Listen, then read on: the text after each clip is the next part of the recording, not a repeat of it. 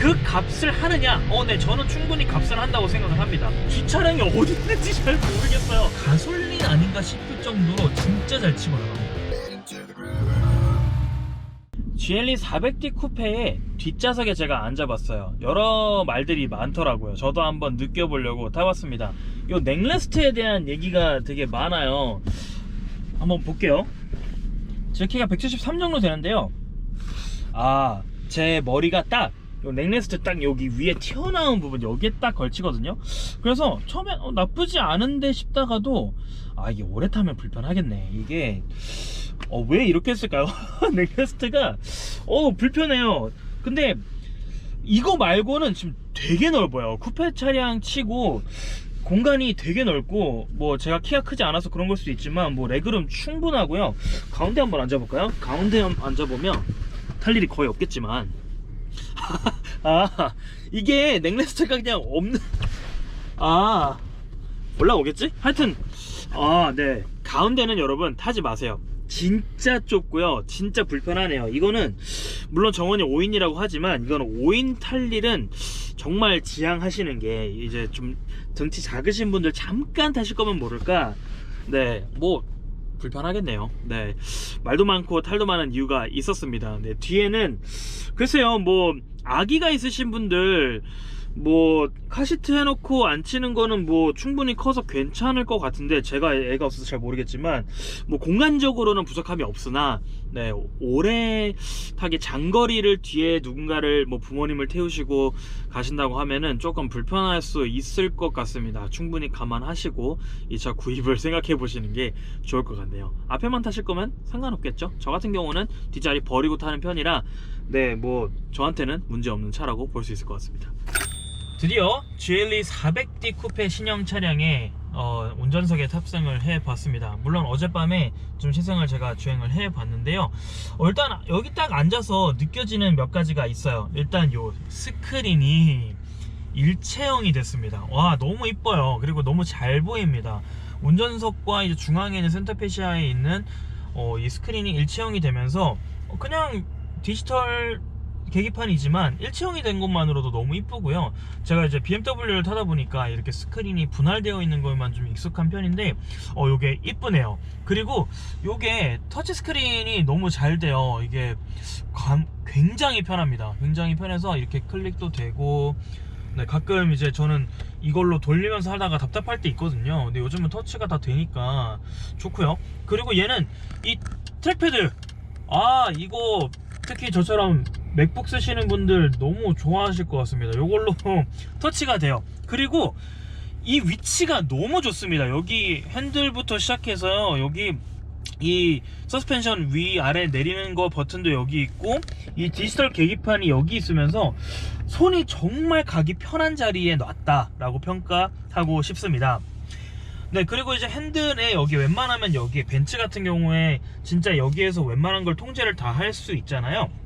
특히 기어가 벤츠는 여기 뒤에 여기에 있으면서 저는 이게 아직 좀 적응이 안 되는데, 물론 적응되면 되게 편할 것 같아요. 손을 여기 내리지 않고도 기어를 그냥 여기서 조작을 빠르게 간편하게 할 수 있으니까 기어가 여기 있고, 또 얘 같은 경우는 이제 여기 뭐 크루즈 컨트롤 그리고 뭐 볼륨 컨트롤도 여기서 다 할 수 있으니까 뭐 다른 데 굳이 손이 안 가더라도 여기서 다 할 수 있는 장점이 있고요.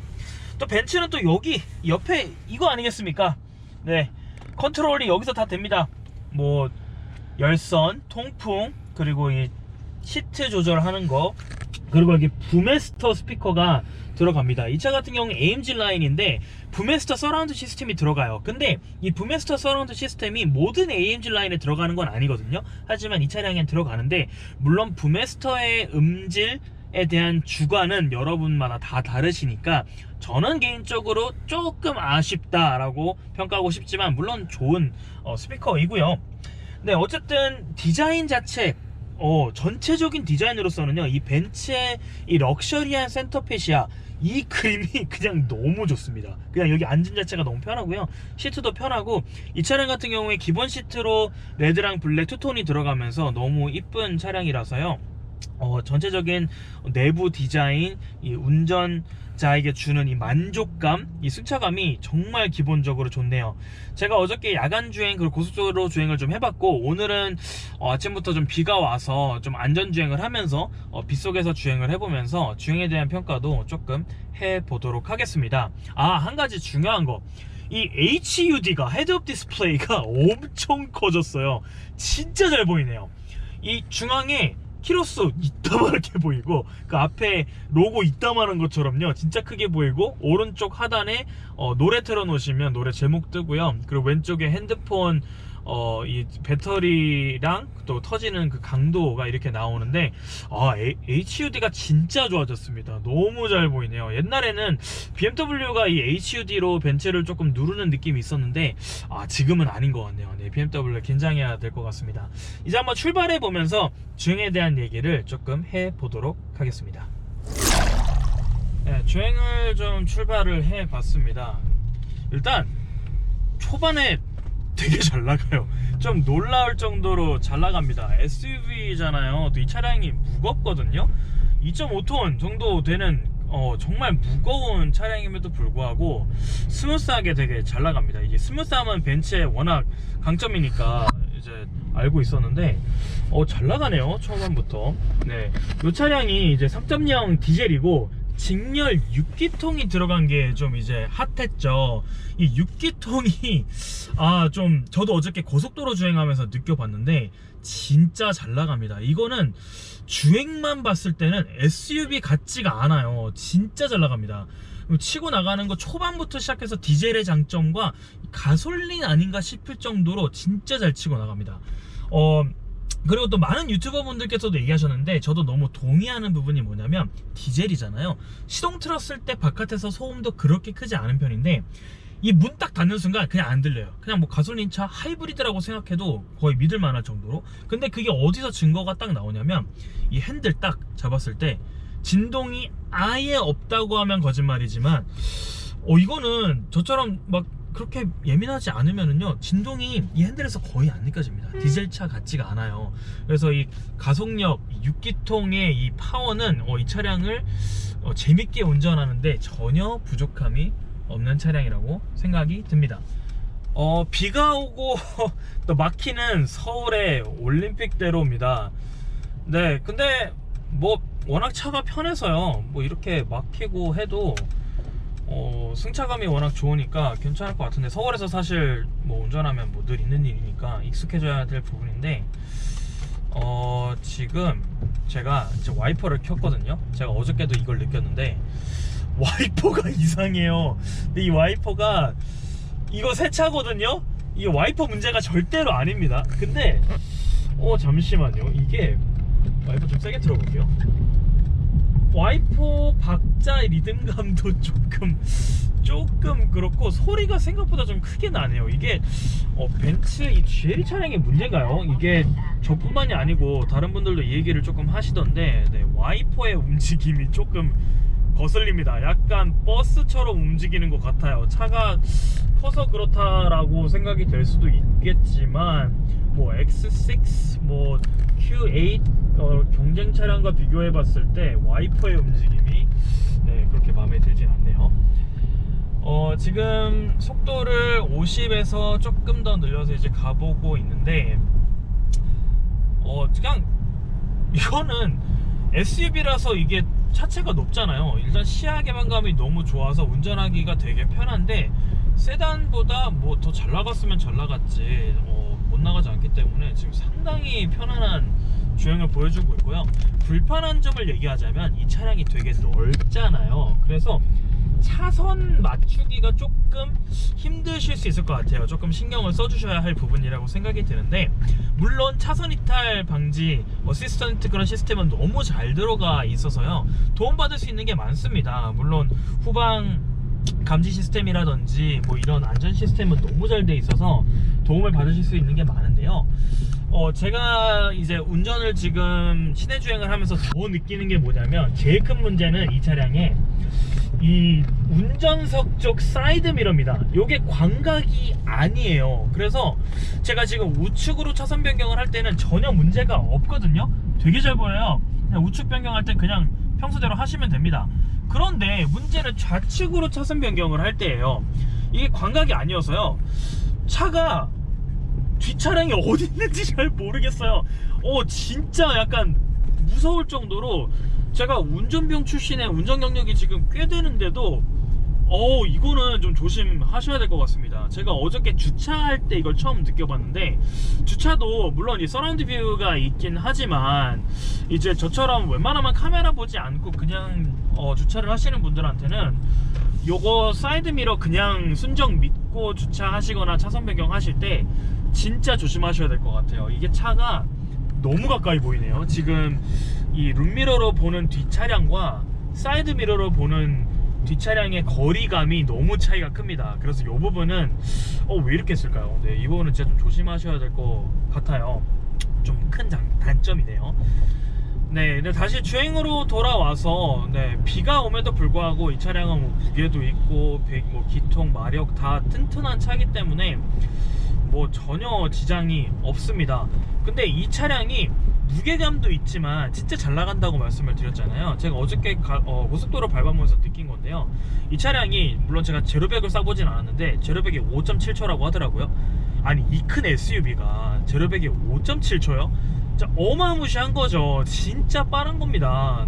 근데 디젤이잖아요, 또 심지어. 그러니까 뭐 거의 주행의 가속에 있어서는 뭐 저속주행, 고속주행에 있어서 뭐 깔 데가 거의 없다고 보시면 될 것 같습니다. 그러니까 저는 이 차를 이렇게 보면 될 것 같아요. SUV는 아무래도 패밀리카로 많이들 타십니다, 그쵸? 근데 이 차가 패밀리카 치고는 이제 조금 쿠페니까 디자인도 살리고 또 주행까지 살린, 약간 좀 이렇게 얘기하면 좀 오버할 수 있겠지만 아빠들을 잡기 위한 차량이지 않나. 네, 그냥 패밀리카는 필요하고 그렇다고 주행 버리고 싶지 않고 디자인도 어느 정도 가져가고 싶으니까 그거를 다 잡기 위해서 여러 가지로 잃을 것은 잃어버리고 또 얻을 것은 얻고, 그런 타협을 적절하게 한 차량이 아닌가. 물론 그 적절함은 사람의 주관마다 다를 것 같아요. 이게 적절하게 타협을 한 건지 아니면 이거 존망으로 타협을 한 건지, 그거는 이제 사람마다 느끼시기에 다를 것 같은데, 이제 아이가 없는 저의 입장에서 물론 저는 이 차량을 아직 살 마음은 없지만 이 차량을 뭐 주행 때문에라도 몰아야 된다? 뭐 저는 이제 부산을 자주 차로 왔다 갔다 하는데 이 차로 가면 진짜 재밌고 편하고 되게 좋을 것 같아요. 물론 뒷자리에 사람 태우는 거 뭐 제가 안 탈 거니까 상관은 없지만 운전하는 저의 입장에서는 너무 펀 드라이빙도 가능한 그런 SUV라고 보시면 될 것 같아요. 자, 지금 코너링을 조금 돌아봤는데 코너링 되게 잘 잡아주네요. 네, 되게 좋습니다. 네, 지금 브레이크도 워낙 특히 좀 고속으로 잘 달리는 차, 또 이런 큰 차량은 특히 브레이크가 중요하잖아요. 근데 브레이크 감각도 너무 좋고요. 전체적으로 엑셀이나 브레이크 감각이 운전하기 어려운 차량은 아니다 라고 평가를 하고 싶습니다. 이 차에 에어매틱 서스펜션이라는 시스템이 있어요. 그게 뭐냐면 각자 휠을 개별적으로 통제를 해주는 겁니다. 그래서 저속일 때, 고속일 때 서스펜션을 자동으로 잡아줍니다. 그래서 고속일 때는 아무래도 차체를 좀 낮춰주고요. 이 차체가 꽤 높이 올라가고 이렇게 낮추는 게 자유자재로 되는데 그 시스템을 통해서 저속과 고속의 이 승차감을 조절을 해주는 거죠. 그래서 이 에어매틱 서스펜션 시스템이 잘 돼 있어서 극강의 승차감을 보여줄 수 있다라고 생각이 듭니다. 그리고 이 차량 같은 경우에 연비 생각 안 하실 수 없잖아요. 그래서 연비 때문에 아무래도 이 차를 디젤로 이제 보실 텐데, 디젤 그리고 통합 연비 10.5거든요. 근데 제가 어저께 고속도로 주행을 해보니까요, 뭐 13, 14까지도 나오더라고요. 물론 더 타봐야 알겠지만 전체적인 연비는 실제 체감하는 연비는 생각보다 더 좋은 것 같습니다. 연비가 좋은데도 펀 드라이빙이 된다라는 거는 정말 큰 장점이라고 생각이 돼요. 그래서 연비 걱정하지 않으시고도 충분히 시내 주행, 고속 주행을 즐기실 수 있는 차라고 생각이 듭니다. 그리고 이 차 같은 경우에 동급 차량에서 뭐 없을 수도 있고 좀 이제 이 옵션이 되게 중요하신 분들이 있는데, 이 열선, 스티어링 열선이 들어간다고 해요. 물론 지금 여름 더워 죽겠는데 틀지 않았겠지만, 네, 스티어링 열선이 들어가면서 많은 분들이 이 옵션 되게 좋아하시더라고요. 저는 땀이 많고 손에도 땀이 많아서 별로 선호하지 않는 옵션인데, 없어도 뭐 무방한데 이 옵션 찾는 분들 많으시더라고요. 그래서 이 차량은 출고가가 1억 2,060만원입니다. 그래서 절대 싼 차 아니죠. X6랑 많이 비교하시고 Q8, 그리고 뭐 물론 금액에 따라서, 옵션에 따라서 카이엔까지도 이제 어느 정도 비교가 가능한 차량인데요. 그 값을 하느냐? 네, 저는 충분히 값을 한다고 생각을 합니다. 드라이빙 좋죠, 디자인 좋죠, 패밀리카 되죠, 옵션 많이 들어가 있죠. 수입차는 옵션으로 많이 까이지만 이 차는 여러가지 그런 옵션이 많이 들어가 있어서 이 차량 같은 경우에 충분히 1억 2천의 값을 한다고 저는 감히 얘기를 하고 싶습니다. 다시 한번 강조드리지만 이 GLE 400D 쿠페 차량은 저희 그림카를 통해서 사고대차로 활용하실 수 있으니까요, 혹시나 안 좋은 일이 생기셨다면 저에게 연락 주셔서 한번 꼭 경험해 보셨으면 좋겠습니다.